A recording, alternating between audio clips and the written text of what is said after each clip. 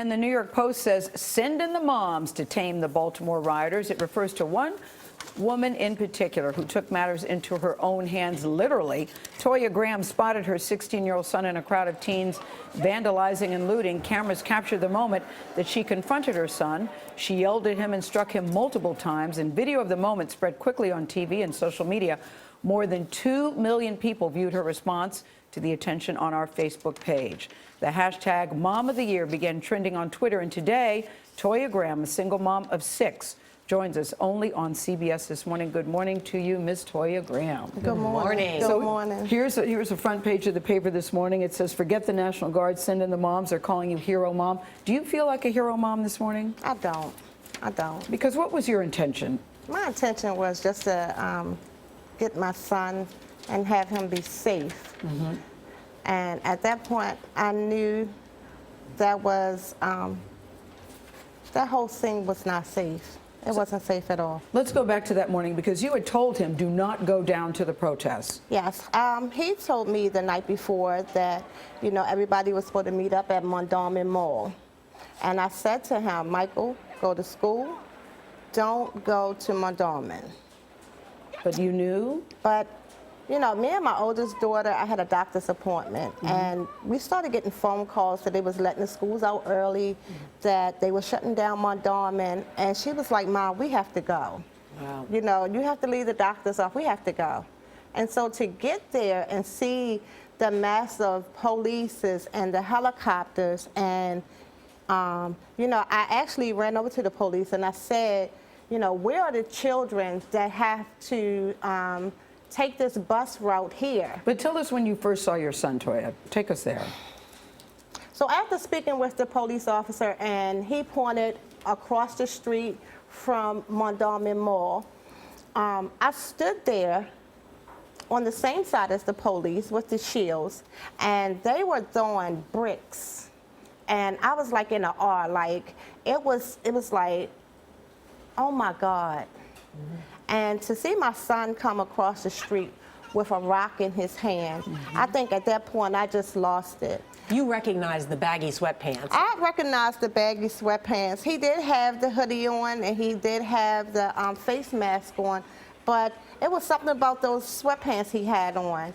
And you also made eye contact. And we made eye contact. And you're What's remarkable is this, and for me, is he clearly had respect and fear of you. Yes. Because as you were pushing him and doing that sort of right hook you had, he was backing off. I mean, what was he saying to you? Mom, Mom, Mom, okay, Mom, okay, Mom. You know, and I was pretty much just telling him, you know, how dare you do this? I actually went to view Freddie Gray's funeral, body, and if he wanted to do that, I would allow him to. You know, even if he wanted to stay home from school to go to the funeral, I would allow him to do that. But for him to do what he was doing, it was just unacceptable. You said, I thought so poignantly, you did not want to lose your son to the streets. No. And I fight with this, not just because of this incident. I find myself shielding my son on a lot of different incidents where these young kids are out here shooting each other, and a lot of his friends have been killed. You know, and so my thing is, I just want to keep him in the house, and I know that's not going to, you know, he's going to get out. He's going to. That's not really going to work. But the way that you were striking him, you opened up a can of whoop ass on him. The way I was looking at it, that clearly was not the first time that you've had that interaction with him, is it? No. Tell us about him. Like I stated before, he has been in trouble before, and he knows right from wrong. He's just like the other teenagers that doesn't have the perfect relationship with the police officers in Baltimore City. But you will not be throwing rocks and stones at police officers.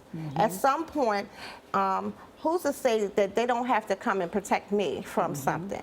You know, and they might not want to, knowing that you're bringing harm to them. Two wrongs don't make a right. So at the end of the day, I just wanted to make sure I had gotten my son home.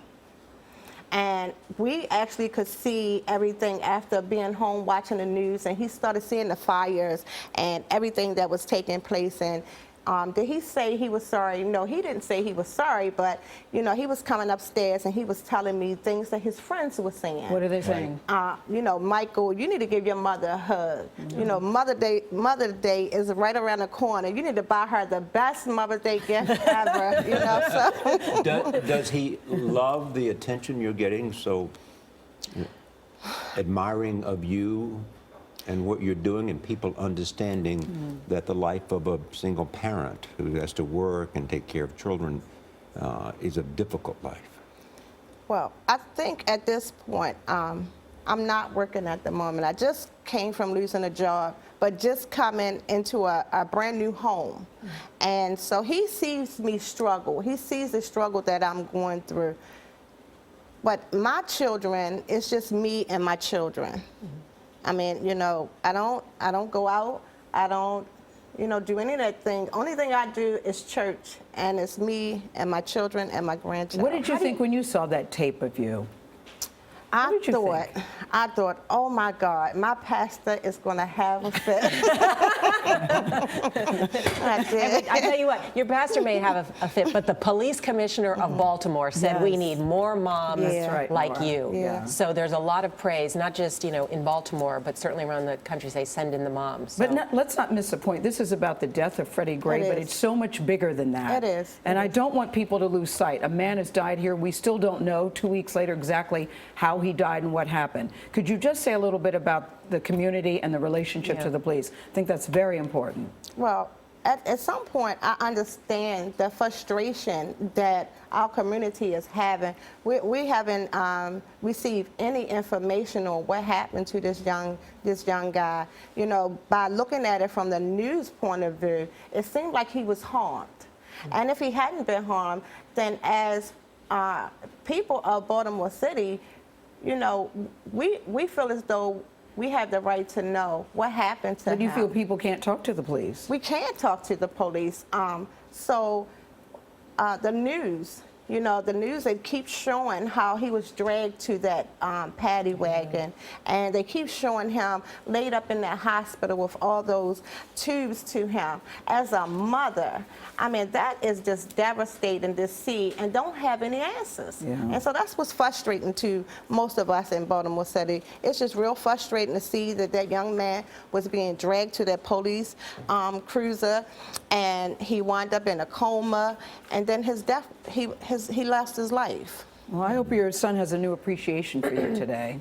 I hope you so, get a too. job. I hope your kids, because everybody's calling you Hero Mom of the Year, Toya Graham. Thank you for coming. Thank you for being here. Thank you.